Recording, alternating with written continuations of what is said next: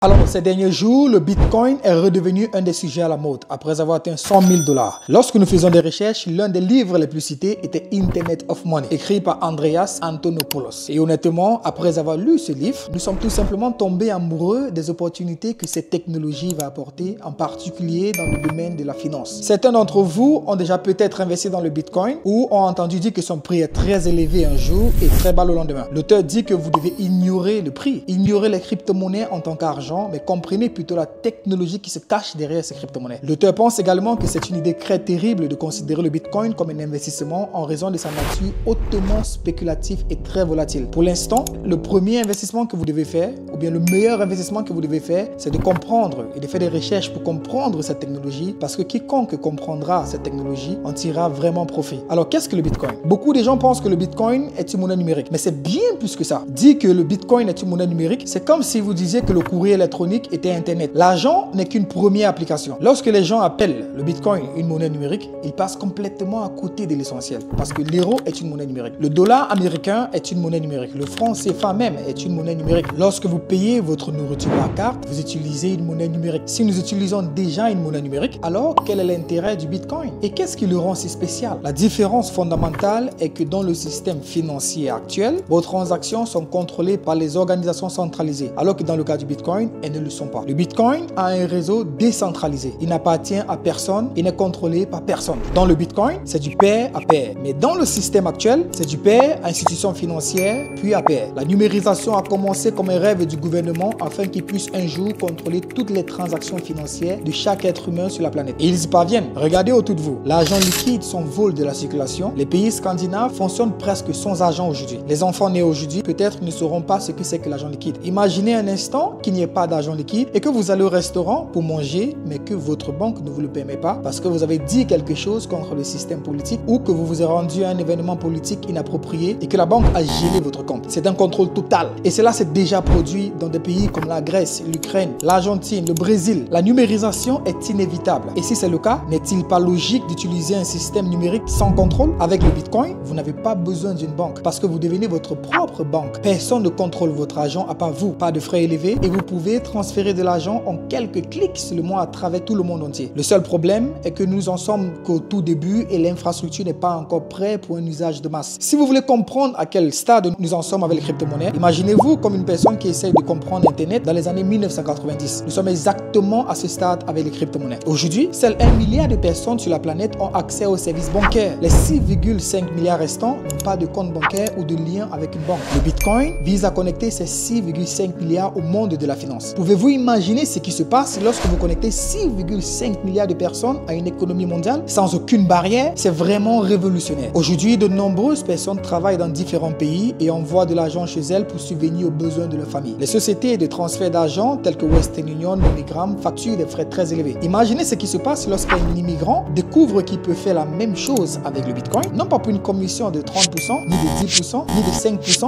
mais pour quelques centimes, et pas en pourcentage, mais un tarif fixe. Et si vous envisagez de créer une entreprise dans un environnement international, l'un des principaux obstacles à la création d'une entreprise internationale est de recevoir des paiements. Internet nous a permis de créer des produits numériques et de les vendre dans le monde entier. Mais comment sommes-nous payés? Le Bitcoin résout cette question. Il nous permet de recevoir des paiements de n'importe où dans le monde. Aujourd'hui, nous avons des sociétés telles que Stripe qui perçoivent des frais pour pouvoir recevoir de l'argent, mais avec le Bitcoin, vous n'avez pas besoin d'une telle société. Tous les 30 ou 40 ans au moins, les choses qui se sont installées doivent être perturbées. Parce qu'en s'installant, le pouvoir s'accumule, il devient centralisé. Et avec un pouvoir centralisé, la corruption se produit. Aujourd'hui, la géopolitique affecte sérieusement le monde de la finance car la combinaison de l'État et de l'argent produit des résultats toxiques et crée des prisons financières. En fin de compte, c'est uniquement les simples citoyens qui souffrent dans cette prison. L'architecture du Bitcoin nous donne une nouvelle façon d'organiser le monde, exactement de la manière que Internet a aplati l'accès à la communication. De nos jours, vous pouvez voir beaucoup de nouvelles disant que le Bitcoin est utilisé par des terroristes, des trafiquants de drogue, des criminels, etc. Si vous regardez bien l'histoire, vous verrez qu'au début des années 90, on disait la même chose d'Internet. La plupart des premières inventions et technologies sont d'abord utilisées par les criminels. Et la raison est que les criminels opèrent dans un environnement très risqué et qu'ils sont prêts à essayer toutes les technologies possibles pour survivre. Pour eux, le risque d'essayer une nouvelle technologie n'est rien comparé à leurs activités déjà criminelles. Et les industries qui n'aiment pas les nouvelles inventions utilisent ce fait pour effrayer les gens et les empêcher de l'utiliser. Pensez-vous que tout le monde était heureux lorsque l'électricité a été inventée? Ils ont dit que c'était dangereux, que ça allait brûler votre maison. Ils ont dit que seules les personnes étranges utiliseraient ça. Quand la voiture a été inventée, ils ont dit que c'était une machine dégoûtante, sale et bruyante. Ils ont dit qu'elle était inférieure aux chevaux et qu'elle ne pouvait pas aller n'importe où, contrairement aux chevaux. Ils ont parlé de la façon dont les voitures tombaient en panne, de la façon dont elles tuaient ses occupants. Et maintenant, aujourd'hui, le Bitcoin